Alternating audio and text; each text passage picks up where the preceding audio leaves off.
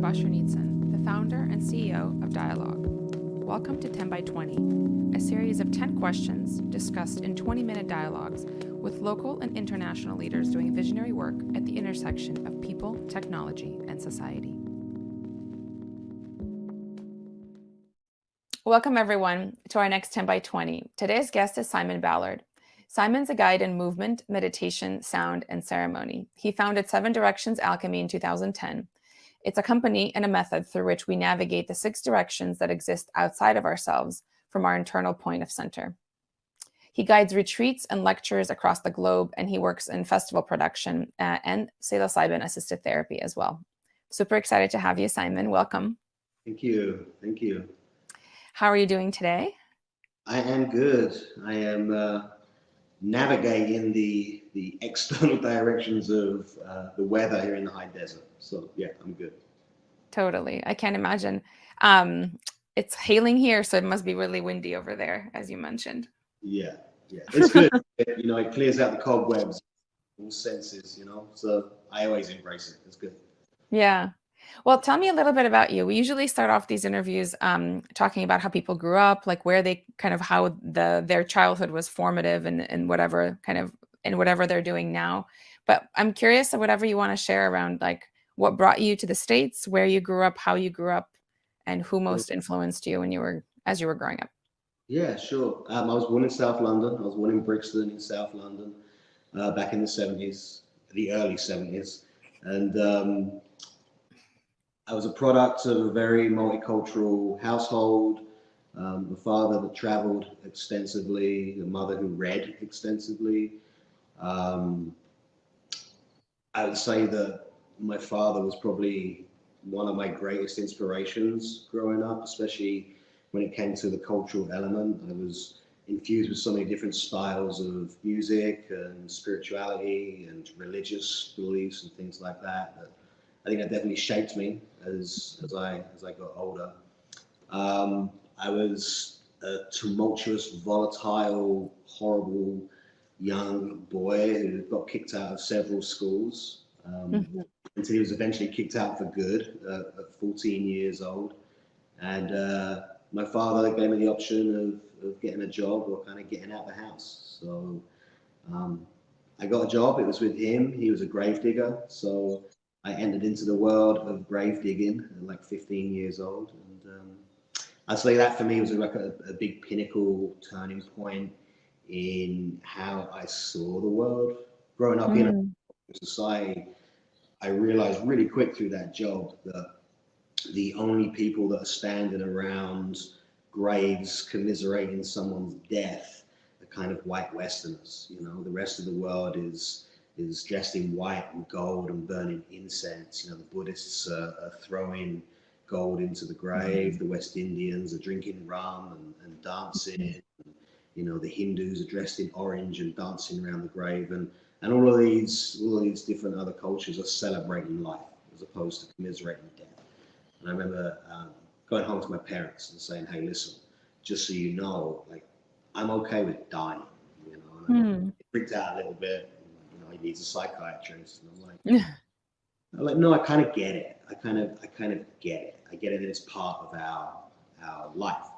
The minute we come Earthside, we're already on that trajectory towards leaving these physical bodies. And I think what that did was really became a catalyst for me to really just want to explore life and just try all the things that I possibly could in whatever time I was given, not knowing still to this day that what that timeline looks like.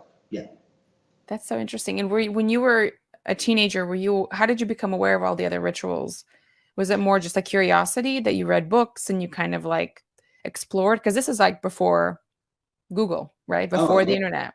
So yeah. I mean, a lot of it was to do with my early schooling and my friendships. Like I say, Brixton is still, as far as I know, one of the most multicultural places. I mean, if you are from a specific country, culture, then you live in South London. And, I was surrounded by friends that were Turkish, Pakistani, Egyptian, West Indian, Jamaican, African.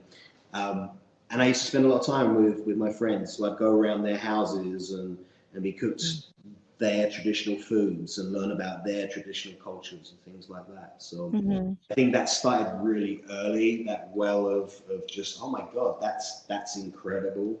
And it wasn't until obviously I got into my early 20s maybe that it all started to fall into place, and I started to see the similarities in a lot of these cultural beliefs and the depth of them. And they were all really about, you know, honoring the folklores and the stories of each culture, which, as we know, is what is the fiber and the building blocks of our civilization. Without our stories, then, you know, we just disappear into the dust. We merge with the clouds, be known of again, you know?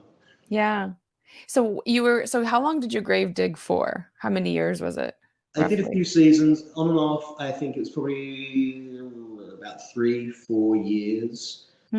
And then I traveled with a circus for a moment. I was a tightrope walker in a circus. I left England and did a little bit of traveling, and came back to England long enough to have a couple of kids who are now grown up. Yeah, so grave digging about 3 years, 3 or 4 That's years. amazing. It's So very grave digging to the circus, I to mean, tightrope walking, right? To then back to England yeah, to have children. yeah. I mean, I I'm guess just if you playing look it at back. it, I've never really thought about it from that perspective. If you look at it from that perspective, it's all just one big circus, right? I mean, It is, but it's interesting that the tightrope then led to the child rearing, you know, and then back to like, and then that's when you moved over, right? I think at some point in the I moved over 80s. here in 2004. I moved to the United States. Yeah. Okay. I've never been goal centric. I've never set Yeah. goals. I've never written a diary. I don't journal. I don't indulge in any practices that want to tell me my future. And I've always been like that as far back as I can remember. So it's all just been a sequence of events that have unfolded that I've said yes to. That's amazing. You know, I could probably like chronologically go back and tell you certain stepping stones, but when I actually look at it, I've actually got no real idea as to how I'm here right now talking to you, you know? Yeah, no, for sure. And do you find that the like not doing the goal setting, not doing those processes, right? Like allow you to like walk, I mean, somewhat of a linear path, right? Gives you do you feel more present as a result in every moment? Yeah, I do. But Mm, I do have to check myself with that as well. I mean, mm, I've had to, and I think that's why I kind of really got involved in other ceremonial practices. I taught yoga for 20 something years. I still teach yoga a little bit. mhm, And what I've had to do is teach myself discipline, like the structure of discipline, mm. where there's no attachment to any goal or end result. There's this kind Mm. of like, I really don't care, you know. Yeah, it's I'm very just, Buddhist. yeah, I'm just going to go with the. Mm, In fact, my grandfather, many years ago, when he asked me what I was going to do with my life, he's like, you know, what you going to do with your life, boy? When I was like in my early teens, I said to him, I said, you know what, I'm just going with the flow, granddad. And he turned around and he said to me, only dead fish go with the flow, right? hmm, And at the time, I took that as kind of like this insult, this kind of like, oh damn, like, you know, mhm, how do I come back from that? But in the last like 5 or 10 years, I've reflected on him telling me that, and when I've looked at it, it's like, you know what, on some level, he was right, because if you look at some of the most successful fish, they're the ones that go against the flow. They don't go mhm, with the flow.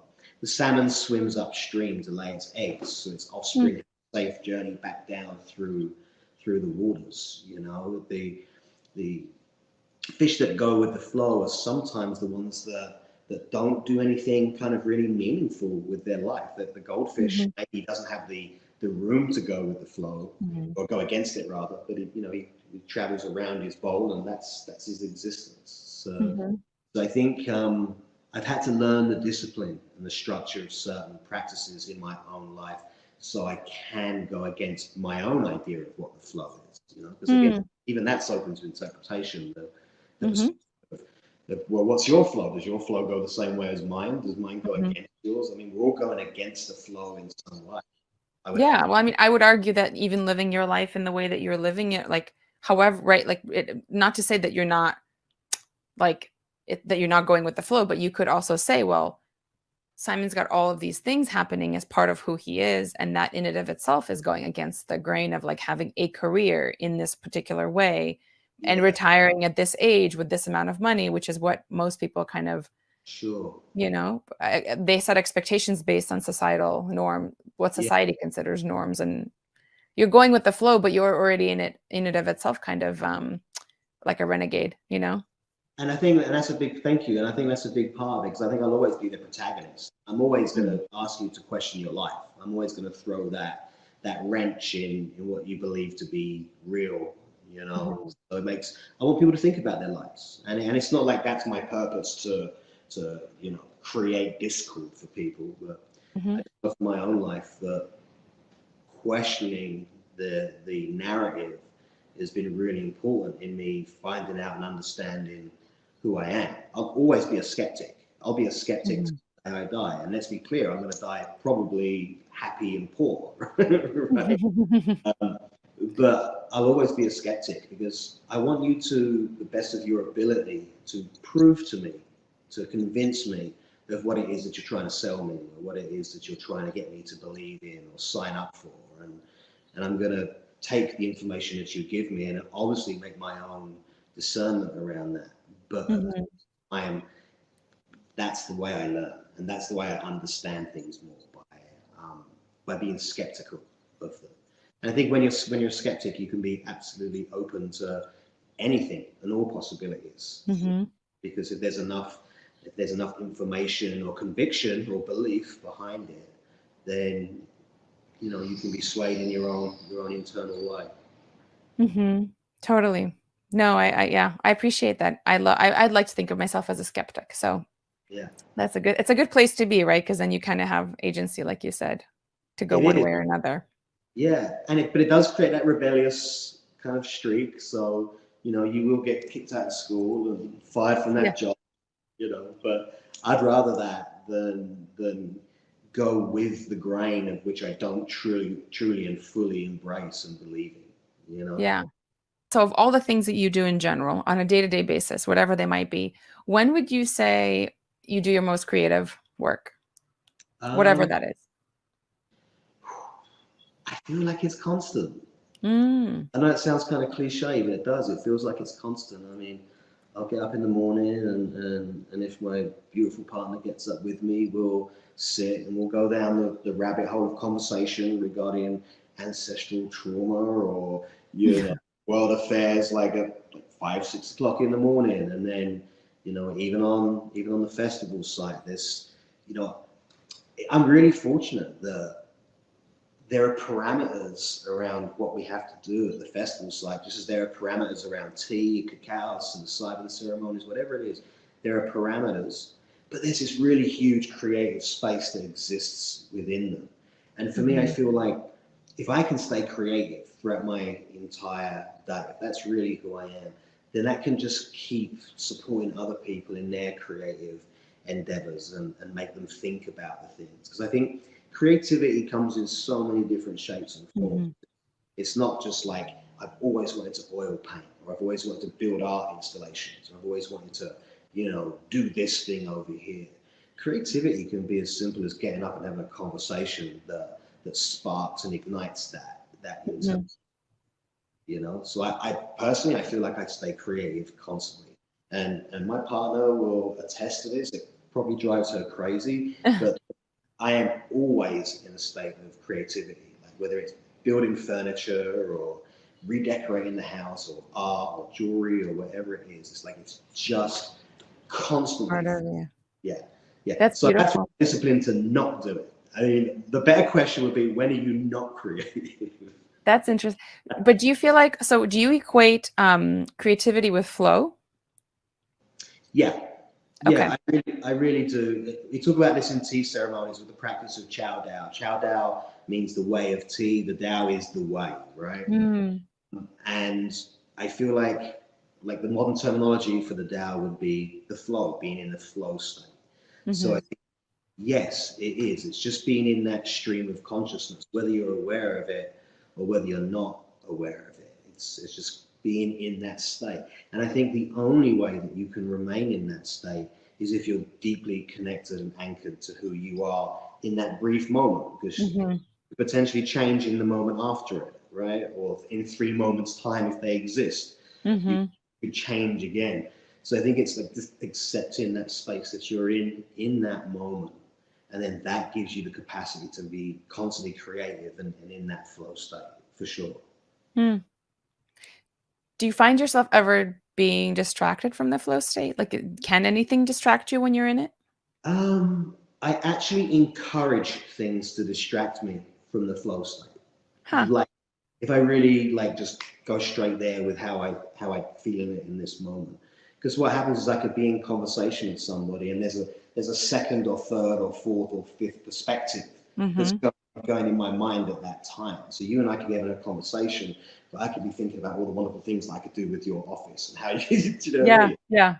How you can do things. So I actually encourage the distraction, because what the distraction does is it brings me right here just for a moment. And I think that's really, if I look at it from this point to a point further back in time, that's probably why I fell in love with meditation and yoga, because it gave me the ability to not shut down all the external noise, but to just shift my focus regarding creativity and being in that flow state.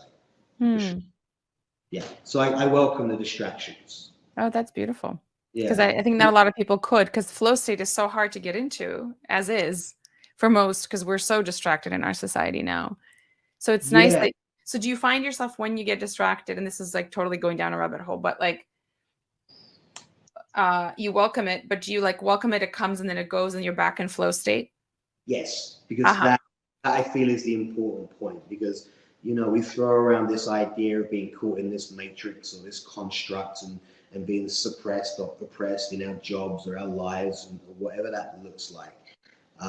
And we need to get out of it. I think we need to stay in it, but I think we need to change the way in which we navigate it. Like the only way we're going to create any change in our matrix, and our matrix could be our civilization or it could be a family dynamic. The only way we're going to change it is if we are in it and aware that we're in it and aware that we want to create a little ripple of change in it. So it doesn't have to be a drastic change. It could be as simple as, you know, here's something that I've done recently. I can't stand going to Costco. Like it's one of the worst things ever. And when I shop, I go in a store, I know what I want, I get it, I leave, right? Yeah. And what I'm teaching myself, what I'm having the practice of, is going down nearly every single aisle in Costco and just really enjoying the Costco experience and allowing myself to be me within that experience. And then if I'm truly being me and other people perceive me or see me in the person that I am, maybe they start to ask questions about their own lives, right? Like, you know, I mean, the amount of times I've had, like, you know, children say to me or to their parents, you know, why has that man got like tattoos on his face? And parents will be like, shh, right? I'm like, no, if I didn't want a tattoo on my face, I didn't want you to ask me about it, I wouldn't do it.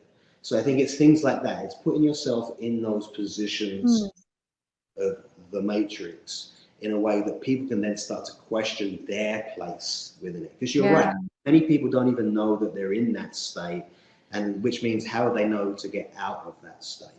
So I think you've got to kind of come to a point maybe where you can acknowledge that that you can make a shift in your own life, you know? Yeah. And have you seen any shifts, like specifically, maybe not in Costco, but maybe in Costco actually as well, but like, have you seen people like shift as a result of sort of the kind of container you've created for them to be able to go through this process? Every single day. Every single day. When we're working on site, building the festival, we have people from all over the country that are passing through Joshua Tree that we give the opportunity to come and work. and Mm-hmm. to park their vehicle or something like that. And I am constantly blown away. And I think this is a really big part of it. I'm constantly blown away by the evolution of people. How when they arrive on that first day or in that first week or in that first month, and you know, they're people that are traveling through and they have this certain demeanor about them, and they just begin to blossom when they're trusted. When someone can put trust in somebody else and say, hey, listen, I want you to be creative and I want you to do this thing. I mean, even down to the point of requiring people's hours that they've actually worked during the day. It's like, just tell us how many hours you work. Like, well, do you not want us to clock in or clock out? It's like, no, we trust you.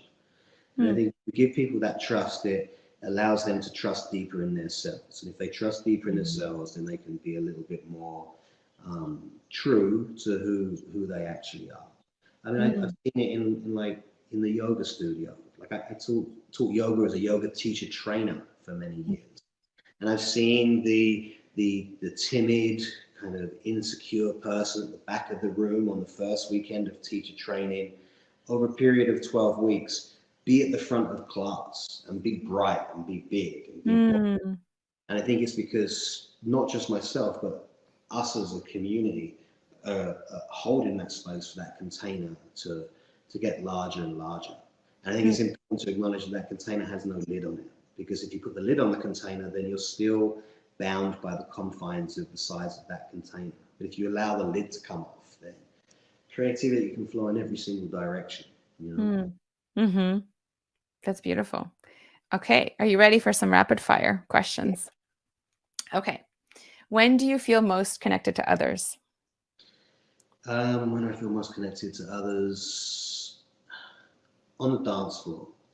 When and where are you happiest? On the dance floor. What intersection of disciplines are you currently most fascinated by? What disciplines am I most fascinated? Nothing springs to mind. There's nothing that's coming up for me right now. Okay. What is your greatest regret? I don't have any. Ah, beautiful. I don't. Yeah. Oh, it doesn't sound like you would, given like you just have such a freedom of living. Well, I mean, I know it's rapid fire, but my kind of whole ideology behind it is that here I am at 50 years old, living in a place that I love, having a beautiful conversation with my loved one next door. Every breath and footprint has taken me to this point. So how could I regret anything that's happened, you know? Totally. Well, thank you so much. It's been so great to talk to you. Yeah, thank you. Thanks for tuning in to Dialogue's 10 by 20 interview series, where we ask 10 questions in 20 minutes to profile international leaders working at the intersection of people, technology, and society. That's all for today's episode. Like and subscribe below to get notified for our upcoming interviews. Follow us on Instagram at dialogue_co.